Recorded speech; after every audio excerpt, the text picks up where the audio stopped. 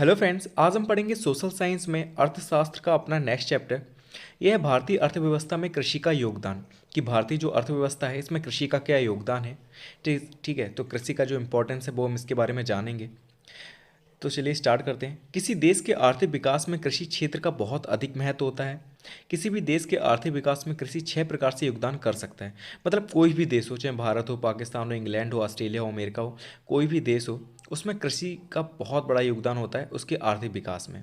ठीक है, और किसी भी देश के आर्थिक विकास में जो कृषि है वो 6 प्रकार से योगदान कर सकता है। कैसे कर सकता है देखते हैं। तो पहला है खाद्यान्न तथा कच्चा माल पैदा करके।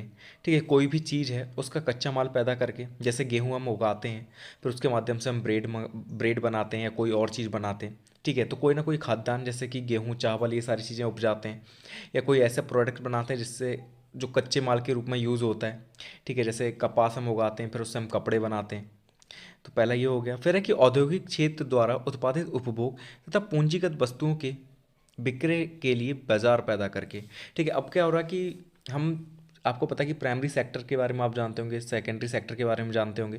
कि प्राइमरी सेक्टर में सारी चीज़ें, या प्राथमिक क्षेत्र में से कहते हैं हिंदी में, तो इसमें सारी चीज़ें वो आ जाती हैं जो हम कृषि के माध्यम से उपजाते हैं। सेकेंडरी में क्या होता है, इंडस्ट्रीज़ वगैरह आ जाती हैं। अब हमने क्या कपास उगाई, तो कपास से हम खाली तो कुछ यूज़ नहीं कर सकते, उससे कपड़े बनाते हैं, तो उसके लिए हमें इंडस्ट्री भी चाहिए। ठीक है, तो जब इंडस्ट्री आएगी, कपड़े आएंगे, कपड़े बिकेंगे, उसके लिए हमें क्या चाहिए, मार्केट चाहिए। ठीक है, बाजार चाहिए। तो देखिए कैसे विकास होता है किसी भी देश का। तो यही दिया गया कि औद्योगिक क्षेत्र द्वारा उत्पादित उपभोग तथा पूंजीगत वस्तुओं के विक्रय के लिए बाजार पैदा करके। ठीक है, इसकी वजह से बाजार हम बनाते हैं। फिर है कि बढ़ती जनसंख्या के लिए खाद्य सुरक्षा प्रदान करके। अब जनसंख्या बढ़ती जा रही है, ठीक है, तो हमें इतना तो रखना है ना खाद्यान्न की सबको हम खिला पिला सकें। तो जैसे जैसे जनसंख्या बढ़ेगी वैसे वैसे खाद्य सुरक्षा रखने के लिए भी बहुत बड़ा योगदान है कृषि का। फिर है कि औद्योगिक क्षेत्र के लिए श्रम उपलब्ध करा के। अब औद्योगिक क्षेत्र में तो वैसे ही बहुत काम होता है, ठीक है, तो उसके लिए श्रमिक भी हमें चाहिए, और श्रमिक चाहिए तो श्रमिकों को इससे रोज़गार मिल रहा है। ठीक है, तो औद्योगिक क्षेत्र के लिए श्रम उपलब्ध करा के। तो ये 5 या 6 तरीके हैं, ठीक है, जिनके माध्यम से हम किसी भी देश के आर्थिक विकास में योगदान दे सकते हैं।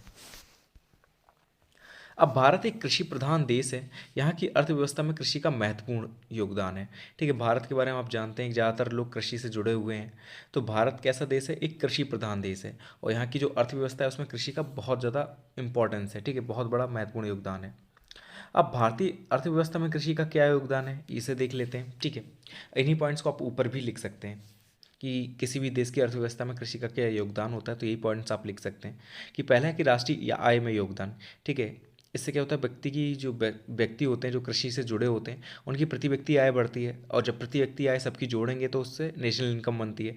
तो राष्ट्रीय आय में योगदान होता है। दूसरा, आजीविका का प्रमुख स्रोत होती है कृषि। तीसरा, कि पशुपालन में भी सहायक होती है। फिर है कि निर्यात व्यापार का मुख्य आधार है, कि कई चीज़ें हम क्या करते हैं, निर्यात करते हैं यहाँ से। जैसे गेहूँ अगर हमने ज़्यादा उगा ली है तो हम पड़ोसी जो देश है जहाँ पे गेहूँ कम मात्रा में उगाया जाता है वहाँ पर हम निर्यात कर सकते हैं। ठीक है, तो निर्यात व्यापार का भी मुख्य आधार हो जाता है। फिर है कि औद्योगिक कच्चे माल की पूर्ति का साधन। ठीक है, जो औद्योगिक कच्चा माल है उसकी पूर्ति का साधन भी कृषि होता है। ठीक है, तो ये भारतीय अर्थव्यवस्था में कृषि का योगदान देख लिया हमने। ठीक है, ये 5 पॉइंट्स हैं, इन्हें याद कर लेना। अब भारतीय कृषि की प्रमुख जो विशेषताएं क्या हैं, जो हमारी कृषि है भारतीय कृषि, इसकी प्रमुख विशेषताएं देख लेते हैं। तो पहला कि प्रकृति पर निर्भरता, कि हम लोग ज़्यादातर प्रकृति पर निर्भर हैं कृषि के लिए। आपको पता है कि कई फसलें ऐसी हैं जो बरसात के मौसम में उगाई जाती हैं, कई गर्मियों के मौसम में उगाई जाती हैं। तो बरसात के लिए ऐसी हम फसलें उगाते हैं जहाँ पर ज़्यादा पानी की ज़रूरत होती है। इसलिए हम ऐसे टाइम पे क्या है, प्रकृति पर निर्भर करते हैं, क्योंकि हर जगह पानी की व्यवस्था उतनी नहीं है, उपलब्धता इतनी नहीं होती। तो हम क्या करते हैं, प्रकृति पर निर्भर रहते हैं। दूसरा कि जीविका का प्रमुख साधन है। ठीक है, भारतीय कृषि पर बहुत सारे लोग डिपेंड करते हैं। ठीक है, बहुत सारे लोग इससे जुड़े हुए हैं, तो उनकी जीविका का प्रमुख साधन क्या है, तो कृषि है। थर्ड पॉइंट है कि भूमि का असमान वितरण। कि देखिए भूमि क्या है कि हर जगह सेम नहीं है। ठीक है, पहाड़ों पे आपको पता है कि अलग तरीके की भूमि है। ठीक है, साउथ में जाएंगे अलग तरीके की है। हर जगह अलग अलग प्रकार की मिट्टियाँ मिलती हैं। ठीक है, ज़मीन कहीं भी समान रूप से एक जैसी नहीं है। ठीक है, तो भूमि का असमान वितरण है, तो आपको पता है कि हर जगह अलग तरीके की फसल उगाई जाती है। ठीक है, तो ये भी एक भारतीय कृषि की विशेषता होगी। फिर है मिश्रित खेती। मिश्रित खेती से मतलब है कई सारी फसलें हम एक खेत में उगा लेते हैं, या क्या करते हैं, बदल बदल कर हम उगा लेते हैं। तो मिश्रित खेती भी भारतीय कृषि की प्रमुख विशेषता है। भारत में उगाई जाने वाली फसलों को 3 वर्गों में रखा गया है। मतलब भारत में जितनी भी फसलें उगाई जाती हैं उन्हें हमने क्या किया है, 3 भागों में डिवाइड कर दिया है। उन्हें देख लेते हैं कैसे डिवाइड किया है। अब इन्हें जो डिवाइड किया हमने वो मौसम के अनुसार किया है। ठीक है, तो इनमें तीन कौन कौन सी आ जाएंगी, रबी की फसल, खरीफ की फसल और जायद की फसल। ठीक है, तो ये इनके बारे में आप पहले भी काफ़ी पढ़ चुके होंगे, साइंस में पढ़ा होगा आपने। तो हम खरीफ की फसल से स्टार्ट करते हैं। खरीफ की जो फसल है वो जुलाई में बोई जाती है और सितंबर के अंत तथा अक्टूबर में काटी जाती है। देखिए, खरीफ की फसल से याद रखना कि ये तब उगाई जाती है जब बरसात का मौसम होता है। ठीक है, तो ये ज़्यादातर जो खरीफ की फसलें होंगी भी कब बोई जाएंगी, जुलाई के मौसम में। आपको पता है कि जुलाई के मौसम से हमें क्या होता है, बरसात यहाँ पे स्टार्ट हो जाती है हमारे एरिया में। ठीक है, तो जुलाई के मौसम में खरीफ की फसल बोई जाती है और काटा कब जाता है, तो सितंबर माह का अंत हो, ठीक है, जब सितंबर लास्ट पहुंच जाए, या अक्टूबर की स्टार्टिंग हो। ठीक है, तो उस टाइम ये काटी जाती है। इनके एग्जाम्पल अगर देखें उदाहरण, तो जिसमें चावल आ जाता है, ज्वार आ जाता है, मक्का आ जाता है, कपास आ जाती है आदि। ठीक है, ज़्यादातर के इनके जो एग्जाम्पल है वो याद कर लेना। और ज़्यादातर जितने भी मोटे अनाज होते हैं जैसे ज्वार है, मक्का है, ये सारे खरीफ फसलों में ही आते हैं। ठीक है, ये चीज़ याद रखना है, इंपॉर्टेंट पॉइंट है कि जितने भी मोटे अनाज होंगे वो किस में आएंगे, तो खरीफ फसलों में आ जाएंगे। इसके अलावा चावल है, कपास है, ये सारी भी चीज़ें खरीफ की फसलों में आ जाती हैं। अब हम बात करें रबी की फसल की, तो देखिए हमने सबसे पहले बरसात से स्टार्ट किया, एक जगह से हमें स्टार्ट करना है। ठीक है, तो हमने बरसात से स्टार्ट किया, जुलाई में से हमने बोया था, सितंबर अक्टूबर में से काट लिया। अब उसके बाद का टाइम पीरियड किसका आएगा, तो रबी का आएगा। ठीक है, रबी की जो फसलें होती हैं वो सर्दियों में बोई जाती हैं। ठीक है, सर्दियों के टाइम का जो पीरियड होता है वो रबी फसलों का ही होता है। तो अक्टूबर माह में ये बोई जाती है और मार्च अप्रैल में काटी जाती है। ठीक है, तो अक्टूबर में आप बो रहे हैं जो फसलें, ठीक है, अक्टूबर नवंबर में आप जो बो रहे हैं वो रबी की फसल है।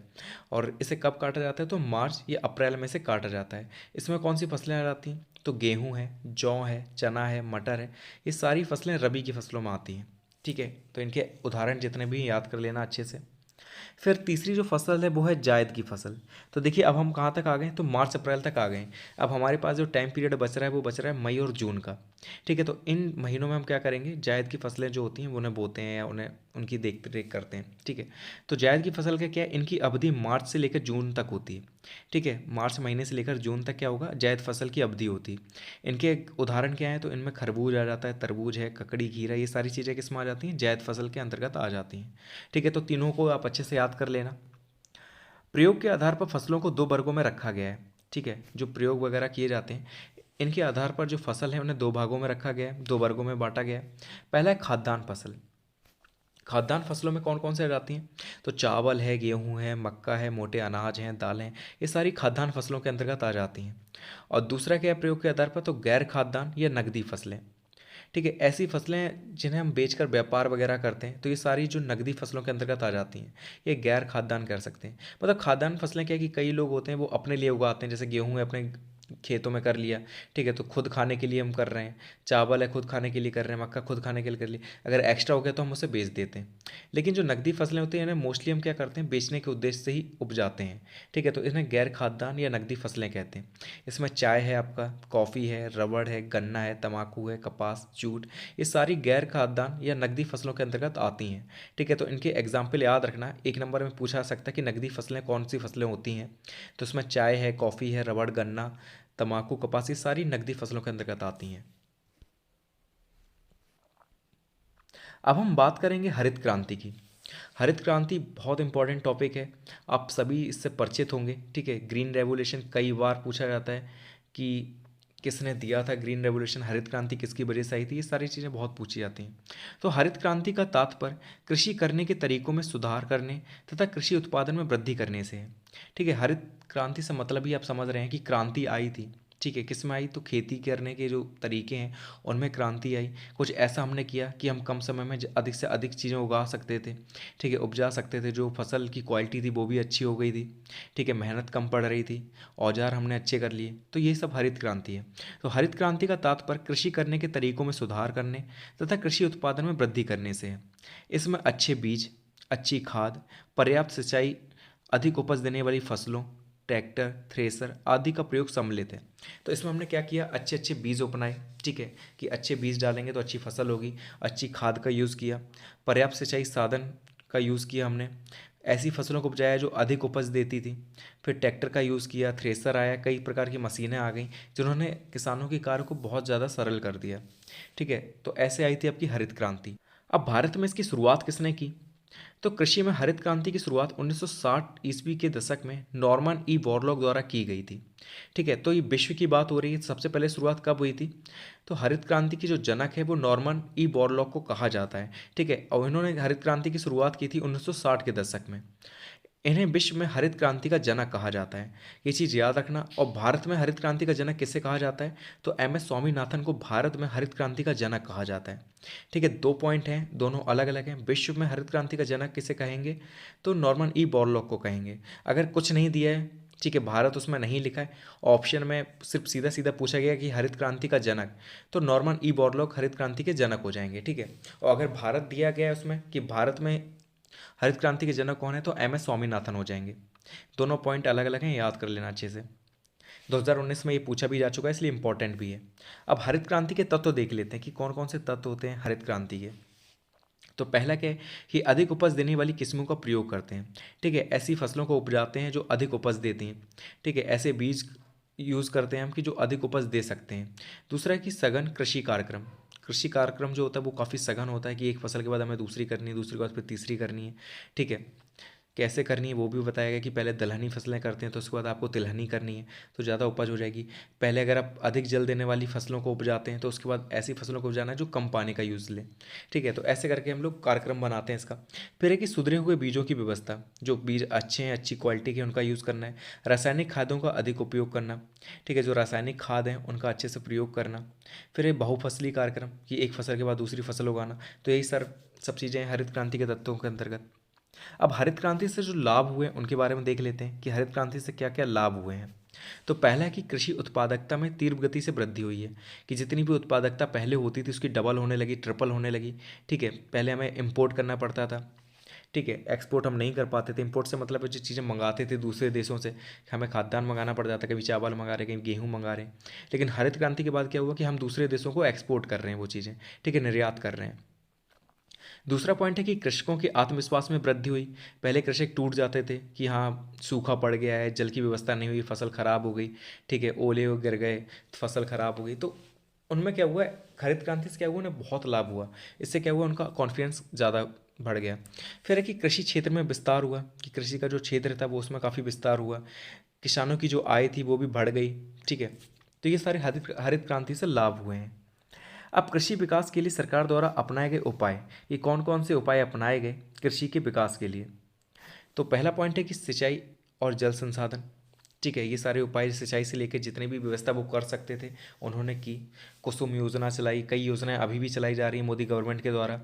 ठीक है, तो ये सारी इसी के लिए हैं, सिंचाई के लिए। फिर है कि बीज, अच्छे बीजों की क्वालिटी किसानों को मिल सके, इसकी व्यवस्था की गई, उर्वरक की व्यवस्था की गई। ठीक है, कृषि यांत्रिकरण मतलब नए नए जो औजार वगैरह बने हैं कृषि से संबंधित।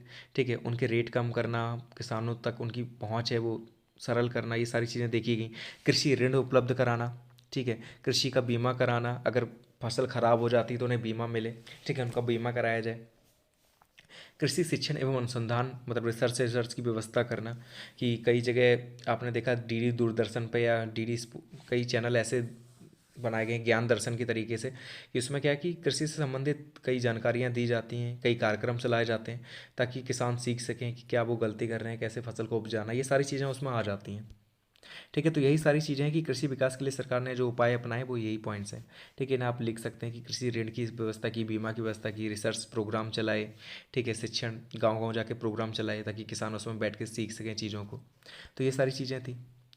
अब कुछ कार्यक्रम हैं जो गवर्नमेंट ने चलाए हैं।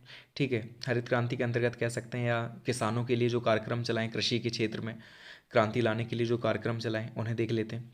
तो पहला है गहन कृषि जिला कार्यक्रम। ये 1961 से 1962 ईस्वी में चलाया गया था। इसमें क्या था, इसे कृषि का पैकेज कार्यक्रम कहा जाता है। इस कार्यक्रम के द्वारा चुने हुए क्षेत्रों में उन्नत बीज, खाद और कीटनाशक दवाओं, कृषि यंत्र व उपकरण तथा बहुफसली कार्यक्रम अपनाकर कृषि उपज बढ़ाने का प्रयास कर रहे हैं। ठीक है, तो गहन कृषि जिला कार्यक्रम चलाया गया था 1961-62 में। ठीक है, इसमें क्या है कि इसे कृषि का पैकेज कार्यक्रम कहते हैं। अब इसमें क्या है कि कुछ क्षेत्र थे उन्हें चुन लिया गया और उन क्षेत्रों में क्या किया गया, उन्नत बीज पहुँचाए गए। ठीक है, खाद एवं कीटनाशक दवाओं का यूज़ उन्हें करना सिखाया गया या दिए गए उन्हें सस्ते दामों पर। कृषि यंत्र प्रोवाइड कराए गए। ठीक है, बहुफसली कार्यक्रम अपनाया गया। तो कई चीज़ें इसके अंतर्गत आती थी। सेकंड है गहन कृषि क्षेत्र कार्यक्रम। देखिए दोनों में थोड़ा सा डिफरेंस है, उसमें जिला बीच में लग जाता है और इसमें क्षेत्र कार्यक्रम है। ठीक है, ये 1964-65 ईस्वी में चलाया गया था। इस कार्यक्रम के अंतर्गत भी गहन कृषि, ये गहन खेती द्वारा विशेष फसलों के उत्पादन पर काफ़ी बल दिया जा रहा है। ठीक है, फिर है राष्ट्रीय कृषि नीति, जिसे हम लोग नेशनल एग्रीकल्चर पॉलिसी कहते हैं। भारत सरकार ने 28 जुलाई 2000 को राष्ट्रीय कृषि नीति की घोषणा की। इसका उद्देश्य भारतीय कृषि को व्यापक छुपी हुई विकास संभावनाओं को पूरा लाभ उठाना है। मतलब जितनी भी संभावनाएं हैं कि कृषि से जितना लाभ लिया जा सकता है, तो उसको लाभ लेने के लिए ये नीति चलाई गई थी, राष्ट्रीय कृषि नीति। कब चलाई गई? तो 28 जुलाई 2000 को चलाई गई।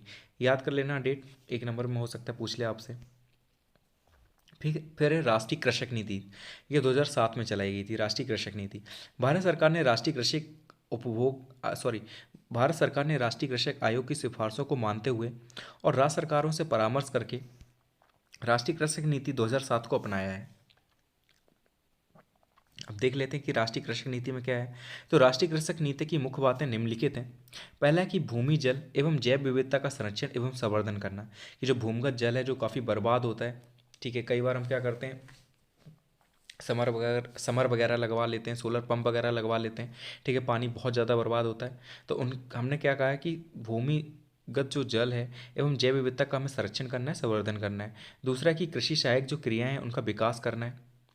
सामुदायिक खाद्यान्न बैंकों का निर्माण करना है, कि जो खाद्यान्न उपजाया जाता है, जो उगाया जाता है, ठीक है, गेहूँ है, चावल है, तो कुछ बैंकों का निर्माण करना जहाँ पे इन्हें स्टोर किया जा सके।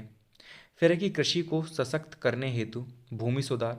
ठीक है, जहाँ पे भूमि की जो मिट्टी होती है हर जगह अलग अलग क्वालिटी पाई जाती है, आपको पता है। तो कहीं पे चूना ज़्यादा पाया जाता है, कहीं पे कुछ ज़्यादा पाया जाता है। तो कौन सी फसल फसल के लिए कौन सी चीज़ सही है, ठीक है, तो कई रिसर्च लैब बनवाई गई कि वहाँ की मिट्टी का जांच हो सके। मिट्टी की जांच होगी तो पता चल जाएगी किस चीज़ की कमी है इसमें, ठीक है, तो कौन सी खाद आप डालेंगे, कौन से कीटनाशक उसका यूज़ करेंगे जिससे फसल को और अच्छे से उगाया जा सकता है। तो ये सारी चीज़ें थी। पशुधन सुधार, मत्स्य पालन, मुर्गी पालन आदि अपनाना। तो ये सारी चीज़ें किसके अंतर्गत थी? तो राष्ट्रीय कृषक नीति जो 2007 में चलाई गई थी। ठीक है, तो राष्ट्रीय कृषक नीति 2007 भी हो गया। तो ये टॉपिक आपका यहीं पे कंप्लीट हो गया। अब हम मिलेंगे नेक्स्ट वीडियो में नेक्स्ट टॉपिक के साथ। काफ़ी जल्दी जल्दी हो रहा है, हो जाएगा, ठीक है। आप लोग तैयारी करते रहिए और लगे रहिए। फिर मिलते हैं नेक्स्ट वीडियो में। Thank you so much for watching this video.